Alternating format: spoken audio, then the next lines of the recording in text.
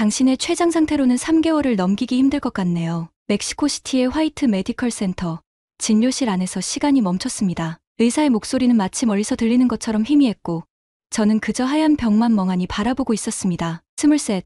제 인생에서 가장 빛나야 할 순간에 저는 죽음을 마주하고 있었습니다. 더 이상의 치료 방법이 없다는 건가요? 떨리는 목소리로 겨우 질문을 던졌습니다. 의사는 깊은 한숨을 내쉬며 고개를 저었습니다. 현재로서는 통증을 조절하는 것이 최선입니다. 당신의 췌장은 이미 너무 많이 손상되었어요. 그날 진료실을 나서며 저는 제 꿈도 함께 무너지는 소리를 들었습니다. 다음 달이면 돈키호테의 키트리 역으로 데뷔할 예정이었던 무용수, 멕시코 국립발레단의 새로운 기대주. 그 모든 것이 한순간에 물거품이 되어버렸습니다. 집으로 돌아가는 길, 거리의 모든 것이 달라 보였습니다. 춤을 추는 꿈을 꾸며 매일 지나던 극장도, 연습실의 거울도 이제는 다시는 마주할 수 없을 것만 같았습니다. 하지만 그때는 몰랐습니다. 이 절망적인 순간이 제 인생에서 얼마나 놀라운 열정의 시작이 될 것인지. 안녕하세요. 저는 멕시코시티 출신의 무용수 카밀라 로드리게스입니다. 23세 나이에 저는 삶과 죽음의 경계에서 헤매다가 한국에서 기적 같은 두 번째 삶을 선물 받았습니다. 진료실을 나와 병원 복도를 걸으며 저는 지난 몇 달을 되돌아보았습니다. 처음에는 단순한 피로감이라고만 생각했습니다. 매일 8시간씩 이어지는 고강도 발레 연습은 누구에게나 쉽지 않은 일이니까요. 하지만 점점 심해지는 복통과 설명할 수 없는 체중 감소는 분명 뭔가 잘못되었다는 신호였습니다. 그래서 얼마 전 병원을 찾았어요. 췌장의 상태가 심각합니다. 즉시 정밀 검사가 필요해요. 턱 검진 결과는 충격적이었습니다. 여러 검사가 이어졌고 결과는 점점 더 나빠졌습니다. 마지막 CT 스캔 결과를 봤던 날, 의사는 제게 잔혹한 현실을 들려주었습니다. 진행성 췌장 종양입니다. 이미 주변 조직까지 전이가 시작됐어요. 시간이 얼마 남지 않았습니다. 그 순간 느꼈던 절망감은 말로 표현할 수 없습니다. 방금 전까지도 다음 공연을 위해 연습할 동작들을 머릿속으로 그리고 있었는데 이제는 제가 살아있을 시간까지 계산해야 한다니요.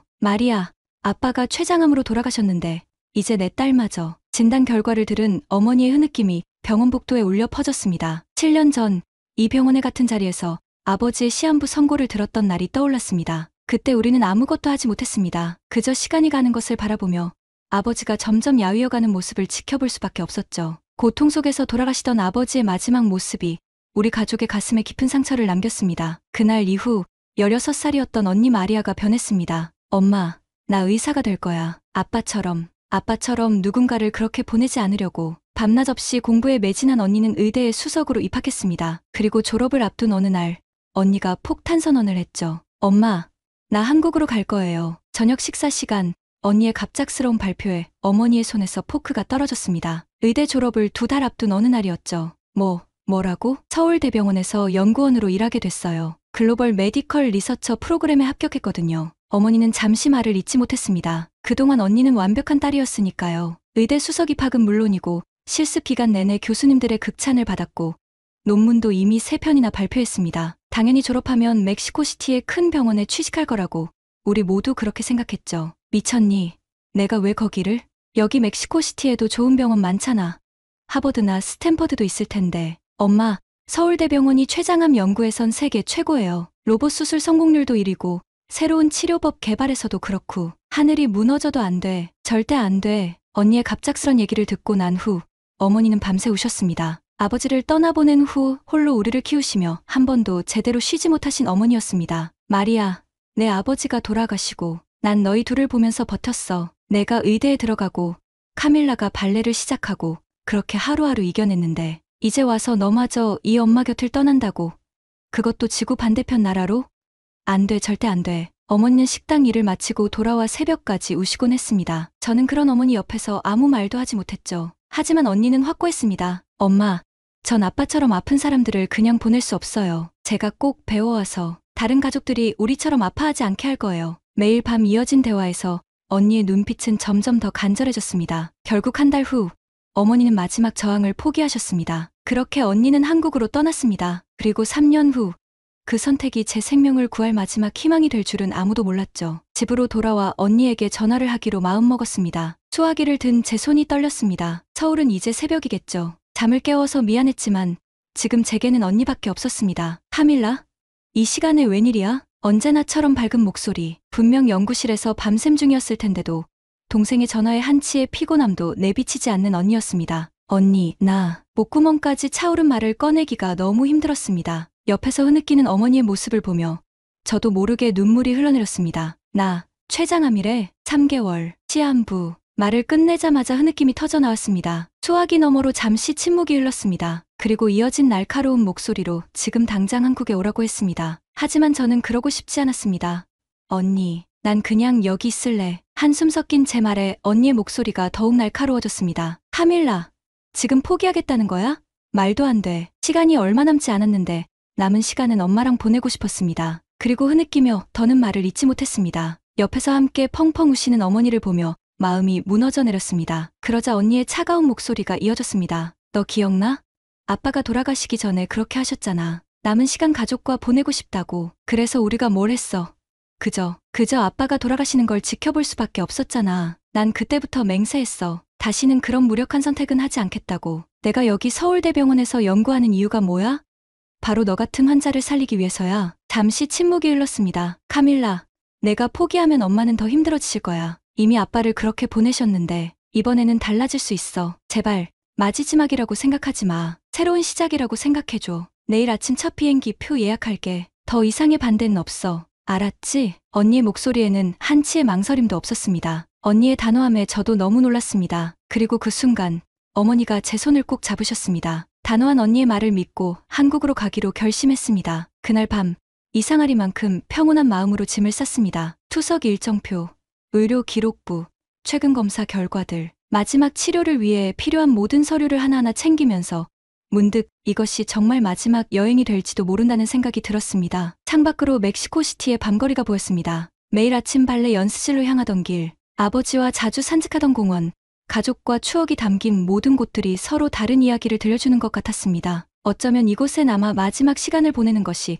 더 편했을지도 모릅니다. 하지만 언니의 목소리가 계속해서 귓가에 맴돌았습니다. 이번에는 달라질 수 있어. 그 말 속에는 단순한 위로를 넘어선 무언가가 있었습니다. 7년간 췌장암 연구에 매진해온 의학자로서의 확신이었을까요? 아니면 아버지를 떠나보낸 후 누군가를 또 잃지 않겠다는 필사적인 의지였을까요? 어머니는 밤새 제 방을 들락거리셨습니다. 한 번은 따뜻한 스웨터를, 또 한 번은 제가 어릴 적 좋아하던 인형을 가져오시며 마치 어린 시절 제가 소풍 가기 전날처럼 분주히 움직이셨습니다. 그렇게 준비하시는 어머니의 모습에서 절망 속에서도 피어나는 희망을 볼 수 있었습니다. 새벽녘, 언니에게서 비행기표가 도착했다는 메시지가 왔습니다. 내일 아침 9시 비행기, 멕시코시티에서 서울까지 새로운 희망을 찾아가는 긴 여정의 시작이었습니다. 마지막으로 멕시코시티 공항으로 향하는 차 안에서 저는 창밖을 바라보며 생각에 잠겼습니다. 매일 연습하던 발레 스튜디오를 지나칠 때 가슴 한켠이 아려왔습니다. 불과 일주일 전만 해도 돈키호텔의 주역을 준비하며 피로엣을 돌렸던 그곳에서 이제는 마지막 인사도 못하고 떠나는 것이었습니다. 공항에 도착해서야 현실감이 밀려왔습니다. 어머니는 제 여권과 비행기표를 꼭 쥐고 계셨고 손가방에는 언니가 챙기라고 한 모든 의료 기록이 들어있었습니다. 발걸음을 뗄 때마다 무거워지는 마음과 달리 이상하게도 몸은 가벼웠습니다. 카밀라, 잠깐만. 탑승 게이트 앞에서 어머니가 제 손을 잡으셨습니다. 떨리는 목소리로 말씀하시려다 그만 눈물부터 터져나왔습니다. 저도 참았던 눈물이 흘러내렸습니다. 그때 어머니의 휴대폰에서 언니의 영상통화가 걸려왔습니다. 내 동생 데리고 오는 비행기, 내가 직접 추적하고 있을 거야. 엄마, 걱정 마세요. 제가 책임질게요. 언니의 목소리에는 전문의로서의 단단함과 언니로서의 따뜻함이 함께 담겨 있었습니다. 마지막 포옹을 하고 탑승구를 향해 걸어가는 제 발걸음은 떨렸지만 이상하게도 두렵지는 않았습니다. 창밖으로 멕시코시티가 점점 작아지는 것을 보며 문득 이것이 끝이 아닌 시작일지도 모른다는 생각이 들었습니다. 14시간의 비행, 죽음으로 향하는 길이 아닌 새로운 희망을 향한 길이 시작되고 있었습니다. 비행기 안에서의 14시간은 생각보다 힘들었습니다. 긴 비행 시간 동안 몸은 점점 더 무거워졌고 간간히 찾아오는 통증에 잠을 이루기도 쉽지 않았습니다. 주변 승객들은 평화롭게 잠들어 있는데 저는 혼자 깨어 창밖의 어둠을 바라보며 생각에 잠겼습니다. 비행기가 태평양을 건너는 동안 문득 아버지의 마지막 모습이 떠올랐습니다. 췌장암 진단을 받고 고작 2달 만에 돌아가신 아버지. 그때 우리는 아무것도 할 수 없었습니다. 하지만 지금은 달랐습니다. 언니가 있는 한국으로 향하고 있었습니다. 인천공항에 도착했을 때는 이미 한계에 다다른 상태였습니다. 14시간의 비행으로 인한 피로와 스트레스, 그리고 평소보다 심해진 통증이 온몸을 휘감았습니다. 입국 심사대를 빠져나오자마자 눈앞이 흐려지기 시작했습니다. 카밀라, 저를 향해 달려오는 언니의 모습이 보였습니다. 하지만 그 순간 다리에 힘이 풀렸고 모든 것이 어두워졌습니다. 혈압이 너무 낮아요. 산소 포화도도 떨어지고 있습니다. 희미한 의식 속에서 들리는 다급한 목소리들. 공항 의료진들의 신속한 대응이 시작되었습니다. 누군가가 제 팔에 링거를 꽂고 산소 마스크를 씌우는 것이 느껴졌습니다. 의식이 희미해지는 순간 이상하게도 평온한 생각이 들었습니다. 14시간의 비행 끝에 언니를 마지막으로 보고 가는 거구나. 아버지처럼 결국 나도 이렇게 가는구나. 하지만 운명은 아이러니했습니다. 죽음을 각오하고 떠난 이 여정이 오히려 제 새로운 삶의 시작이 될 줄은 몰랐으니까요. 카밀라, 정신 차려.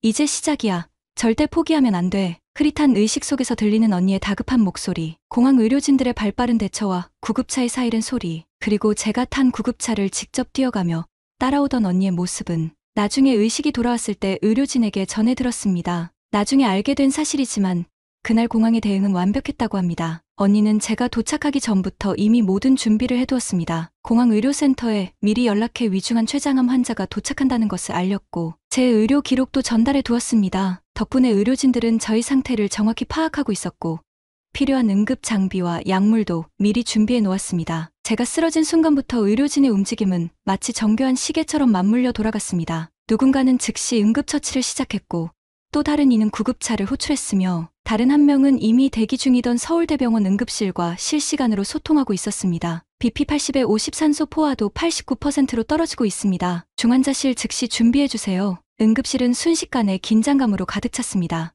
의료진들의 발빠른 움직임, 기계음과 긴급 지시가 오가는 와중에도 저는 이상하게도 평온했습니다. 14시간의 비행 끝에 의식이 희미해지는 순간에도 언니의 결정을 믿었기 때문이었을까요? 환자 췌장 수치 위험 수준입니다. 즉시 응급 처치 필요합니다. 드레싱 준비하세요. 산소 공급량 높여주세요. 마리아 선생님, CT 결과 나왔습니다. 언니는 의사 가운을 입은 채로 달려왔습니다. 모니터를 바라보는 그녀의 눈빛이 달라졌습니다. 그리고 이어진 예상치 못한 발표. 이건 췌장암이 아닙니다. 순간 응급실이 조용해졌습니다. 초기 만성 췌장염의 악화 상태예요. 멕시코에서의 진단이 잘못됐어요. 하지만 지금은 응급수술이 필요합니다. 그날 밤 수술실로 향하는 길, 저는 생각했습니다. 죽기 위해 떠난 여정이 오히려 저를 살리게 될 줄은 몰랐다고. 수술실 불빛이 밝아지면서 저는 깊은 잠에 빠져들었습니다. 환자 마취 시작합니다. 수술실의 차가운 공기, 하얀 천장, 그리고 마지막으로 들었던 마취과 의사의 목소리. 그때까지만 해도 저는 몰랐습니다. 제가 한국의 의료진들과 언니, 그리고 운명이 준비한 기적을 마주하게 될 줄은. 수술은 8시간 동안 진행되었습니다. 나중에 들은 이야기지만 수술 도중 예상치 못한 합병증이 발생했다고 합니다. 췌장 주변 조직에 심각한 염증이 발견된 것입니다. 초조하게 수술실 앞을 서성이던 언니는 수술 중 붉은 램프를 바라보며 울컥 눈물이 났다고 합니다. 7년 전 아버지의 수술실 앞에서도 이렇게 서 있었던 기억이 떠올랐기 때문입니다. 제발, 이번엔 달라야 해. 언니는 무릎에 놓인 제 의료 차트를 다시 한번 넘겼습니다. 연구원으로서 그녀는 이미 수백 건의 케이스를 분석했지만 이번만큼은 냉철한 판단이 쉽지 않았습니다. 차트의 페이지가 그녀의 떨리는 손에 의해 구겨졌습니다. 수술실 밖 대기실에서 언니는 마치 기도하듯 연구 데이터를 계속해서 검토했습니다. 때로는 연구원으로서, 때로는 언니로서 그녀의 눈가에 맺힌 눈물이 차트 위로 떨어졌습니다. 의료진들이 수술실을 드나들 때마다 그녀의 심장은 멈추는 듯했습니다. 매 순간이 아버지를 떠나보냈던 그날과 겹쳐졌기 때문입니다. 8시간의 수술이 끝나고 주치의가 수술실에서 나왔을 때는 이미 새벽이었습니다. 언니는 자리에서 벌떡 일어났습니다. 온갖 최악의 시나리오가 머릿속을 스쳐 지나갔지만 주치의의 표정은 의외로 밝았습니다. 수술은 성공적이었습니다. 예상보다 염증이 심각했지만 다행히 주요 부위는 건드리지 않았어요. 마리아 선생님의 초기 판단이 정확했습니다. 그제야 언니는 긴장했던 어깨를 늦추었습니다. 8시간 동안 꼿꼿이 앉아있었던 그녀의 등이 스르르 무너졌습니다. 정말 감사합니다. 언니는 더 이상 말을 잇지 못했습니다. 주치의는 그런 언니의 어깨를 가만히 두드렸습니다. 그날 밤 언니는 중환자실 앞 작은 의자에 앉아 처음으로 마음 놓고 울었다고 합니다. 기쁨의 눈물이었을까요? 안도의 눈물이었을까요?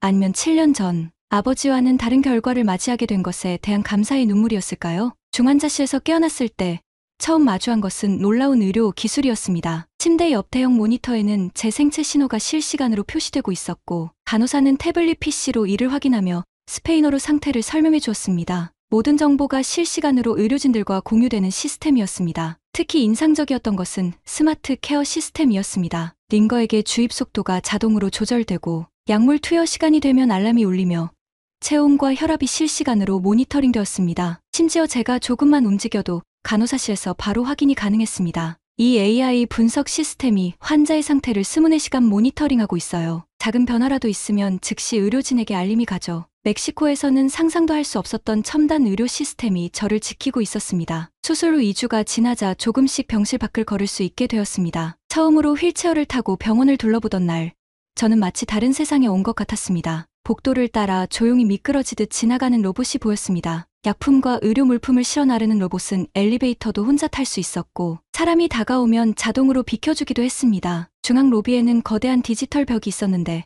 이는 단순한 스크린이 아닌 실시간 의료 정보 시스템이었습니다. 각 과의 대기 시간, 수술실 현황, 심지어 각 의료진의 위치까지 한눈에 파악할 수 있었습니다. 언니가 데려간 곳은 재활치료센터였습니다. 첨단 재활 로봇이 환자의 걸음걸이를 교정해주고 VR 시스템으로 재활 운동을 돕고 있었습니다. 특히 놀라웠던 것은 스마트 미러 시스템이었습니다. 거울 앞에 서면 환자의 자세와 움직임이 실시간으로 분석되어 올바른 동작을 안내해 주었습니다. 물리치료사는 발레리나였던 제 경력을 고려한 맞춤형 재활 프로그램을 보여주었습니다. 화면에는 제 몸 상태에 맞춘 스트레칭과 근력 운동이 3D 애니메이션으로 표시되었습니다. 그제서야 이해했습니다. 왜 언니가 그토록 이곳에서 연구하고 싶어 했는지, 그리고 왜 저를 이곳으로 데려오고 싶어 했는지를요. 마리아, 이 연구 결과 보셨나요? 회진을 마친 주치의가 언니에게 건넨 태블릿에는 제 치료 경과가 그래프로 표시되어 있었습니다. 그때 문득 생각이 들었습니다. 문득 3년 전 생각이 났습니다. 만약 언니가 그때 한국행을 결심하지 않았다면, 만약 부모님의 반대를 무릅쓰고 이곳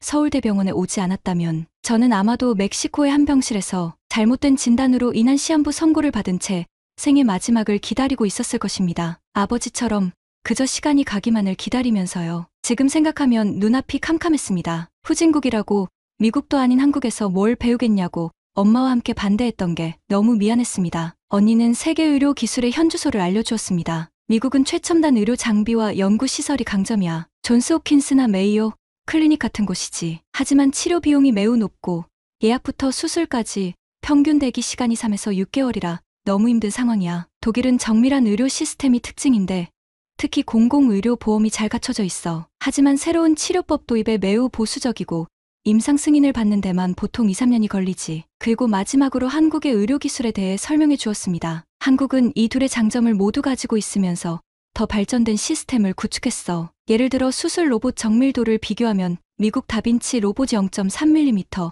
한국 0.1mm, 응급수술 대기 시간은 독일 평균 12시간이고 한국 평균 3시간이 걸리지. AI 진단 정확도는 일본 93%이고 한국 98%야. 어때?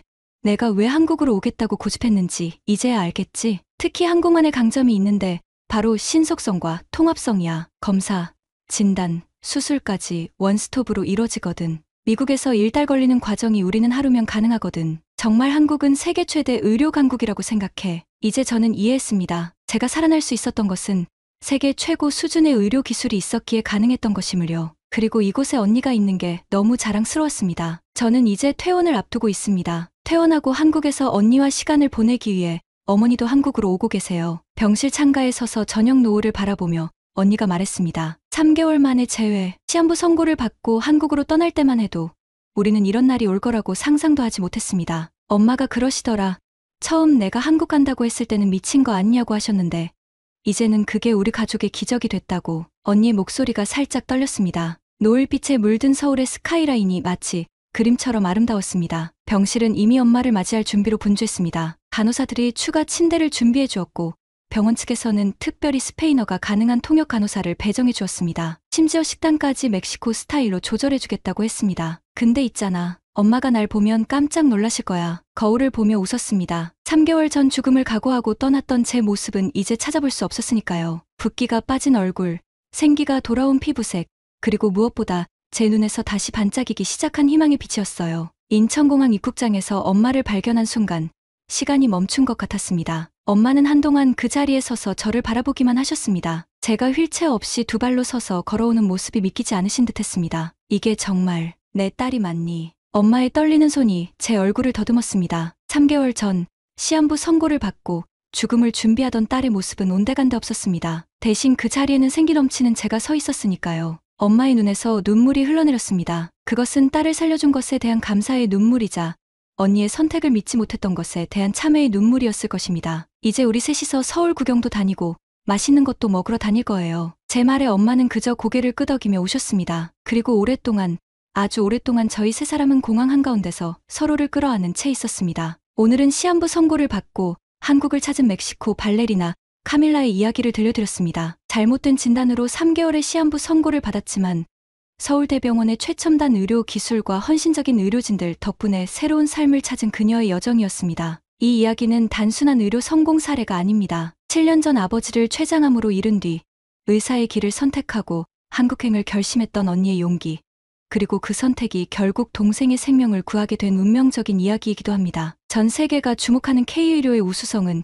이제 더 이상 놀랍지 않을지도 모릅니다. 하지만 차가운 의료 기술 속에서 피어난 따뜻한 인간의, 그리고 포기하지 않는 희망이 만들어낸 기적은 여전히 우리의 마음을 울립니다. 지금 이 순간에도 서울의 어느 병원에서는 또 다른 카밀라가 새로운 희망을 찾고 있을지도 모릅니다. 국경을 넘어 생명을 살리는 대한민국 의료진들의 헌신과 노력이 계속되는 한 이러한 기적의 이야기는 계속될 것입니다. 오늘도 영상 시청해주셔서 감사합니다. 다음에 더 좋은 이야기로 찾아뵙겠습니다. 지금까지 지수였습니다. 구독과 좋아요, 알림 설정도 잊지 마시고요. 다음 영상에서 또 만나 뵙겠습니다. 감사합니다.